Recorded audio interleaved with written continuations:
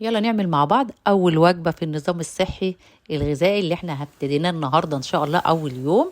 هاتي طاسة نزلي عليها معلقة واحدة بس من الزيت، واغسلي البتنجان ونشفيه ورصيه فيها وسيبيه على نار هادية لمدة 40 دقيقة. على البتنجان ما هيستوي هتجيبي طاسة تانية نزلي عليها معلقتين بس من الزيت، عليهم ربع كيلو من اللحمة المفرومة، واللحمة هنا اختياري ممكن تستغني عنها. أول اللحمة ما تاخد صدمة معانا ونقلبها كام تقليبة، هننزل عليها بصلة كبيرة متقطعة مكعبات ونقلبها برضو تقلبتين 3. هننزل عليها 4 قرون من الفلفل الرومي متقطعين شرايح، وممكن معاهم قرن فلفل حامي اختياري. هتنزلي بعديها عليهم معلقة من الثوم المفروم ياخدوا تقلبتين. هننزل عليهم نص كيلو من عصير الطماطم، وبعد كده ننزل التوابل، معلقه صغيره من الملح، معلقه صغيره من الفلفل الاسود، معلقه صغيره من الكزبره، رشه من الكمون، معلقه صغيره من البابريكا، ورشه من الشطه الحمراء اختياري، ومعلقه كبيره من الخل.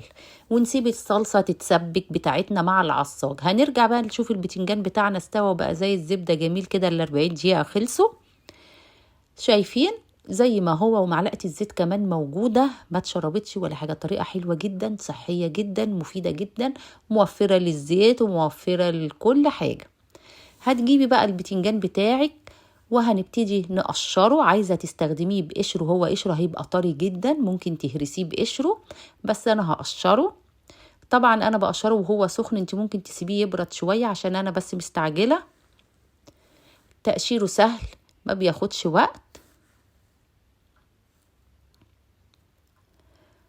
كده احنا قشرنا البتنجان، هنهرسه بالشوكة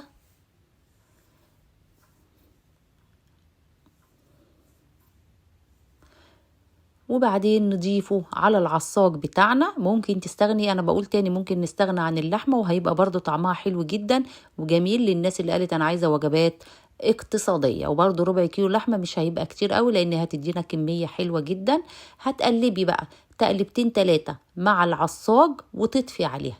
ريحتها حلوة جدا، الخل بيديها ريحة حلوة مع التوم، طبعا مع المكونات بتاعتنا البتنجان مع الفلفل كل ده طعمه حلو وريحته حلوة جدا. هنكسر اللون بتاعنا برشة من البقدونس او الكزبرة الخضراء، وبرضو بتدي طعم حلو على المسقعة. وتجهزي السلطة بتاعتك اي انواع بقى خضار انت بتحبيها، وتجهزي عيش بلدي، وتبقى وجبة متكاملة صحية غنية موفرة اقتصادية، شكلها وريحتها وطعمها حلو جدا.